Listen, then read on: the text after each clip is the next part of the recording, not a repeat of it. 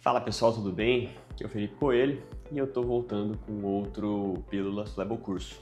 E hoje eu vou falar sobre um assunto que eu acho que talvez seja um dos mais desafiadores para a gente conversar, para a gente decidir quando a gente vai tratar o nosso paciente, que é quando não tratar a safena. Então, em algumas circunstâncias, a gente não vai tratar a safena, apesar dela ter refluxo. Então, antes de mais nada, esse exame de ultrassom precisa ser feito por você. Você precisa dominar bem esse exame. E a partir dessas informações você vai definir se você vai fazer o tratamento da safena ou não. Quais são as situações em que eu não trato a safena? O primeiro deles é aquele achado de refluxo incidental, independente da extensão do refluxo. A paciente veio no consultório porque ela queixa de varizes de face lateral de coxa que nutrem telangiectasias e ela não se incomoda, não tem dor na perna. É uma paciente que esteticamente está se incomodando com algumas varizes que ela tem na panturrilha, face lateral de coxa e coroa de telangiectasias em face lateral de coxa.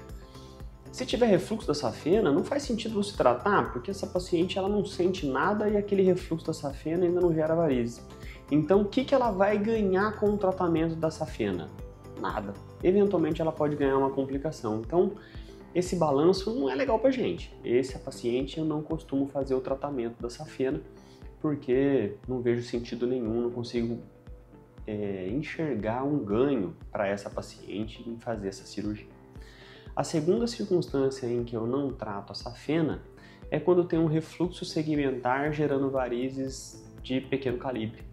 Então é aquela paciente que tem uma tributária no meio da coxa e dali para baixo a gente tem refluxo e na face medial da perna gera uma variz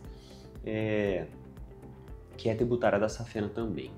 Essa paciente eu não costumo fazer o tratamento da safena e um dos critérios que eu uso para definir a importância do refluxo da safena é o seu diâmetro em relação à safena contralateral. Então, se é uma safena que o diâmetro fica preservado, ou seja, não é uma safena dilatada, e ela é um segmento de refluxo entre tributárias, normalmente eu só trato tributária, principalmente se essa paciente não sentir muito desconforto, muita dor, muito peso, muito cansaço na perna. Então, essa é uma outra circunstância em que eu tento preservar a safena. Refluxo de safena isolado em perna, aquela tributária que fica normalmente na face medial da perna e dali para baixo até o tornozelo ela gera refluxo, também é uma safena que eu costumo preservar. Essa paciente eu tento tratamento clínico, eu trato a variz, seja com espuma, seja com laser transdérmico, seja com microcirurgia, e eu tento fazer o tratamento clínico desse refluxo caso ele gere repercussão hemodinâmica, principalmente se o paciente tiver uma safena mais dilatada do que o segmento contralateral. E nessas circunstâncias aí eu penso num refluxo que não tenha tanta repercussão e não estou gerando tantos sintomas. Então, mudança de hábito de vida costuma melhorar os sintomas dessa paciente e essa paciente fica bem, tá? Então, vocês veem que são circunstâncias em que o papel do refluxo ele não é central na doença que a paciente tem, tá? Sempre que você vai fazer um raciocínio clínico para definir se você vai tratar essa safena ou não, você vai levar em consideração basicamente dois grandes fatores. Aquele refluxo ele está gerando bastante sintoma, a paciente se incomoda muito, tem muita dor, peso, cansaço, queimação, ardência, pernas inquietas ao fim do dia, especificamente naquele membro em que há o refluxo. Se ela não for uma paciente que tenha mais sintomas no membro da safena com refluxo, quando comparado com o membro contralateral, aquele refluxo ali, a repercussão é muito pequena, tá? Segmentos sem relação com as varizes que a paciente apresenta também são safenas que não faz sentido a gente tratar. Então esse é um outro ponto que eu acho que vale a pena levar bastante em consideração.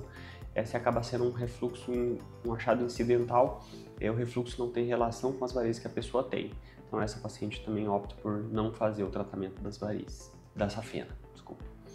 E eu acho que é isso. Esqueci alguma? Eu gostaria de ouvir de vocês. Quando que vocês preservam safena? Ou tem refluxo, vocês já tratam porque em algum momento esse refluxo vai evoluir? Talvez esse seja um tema para um novo Pílulas Flebo Curso. O que acontece com essas pacientes que têm um refluxo segmentar ao longo da vida delas? Existem alguns estudos mostrando que esse refluxo progride e talvez seja legal a gente bater um papo sobre isso. Eu vou considerar falar um pouquinho sobre isso num próximo vídeo. Eu espero que vocês tenham gostado e eu gostaria muito de ouvir a opinião de vocês. Quando que vocês tratam a safena, quando vocês não tratam, quais são os critérios que vocês usam para definir a safena que você não vai tratar. Espero que vocês tenham gostado e espero encontrar vocês no próximo vídeo. Um grande abraço!